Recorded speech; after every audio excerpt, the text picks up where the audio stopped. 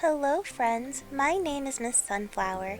Today we're learning our opposites. Like and subscribe for more learning. Opposites are words that show how two things are different. Let's get started. Big, small. Fast, slow. Up, down.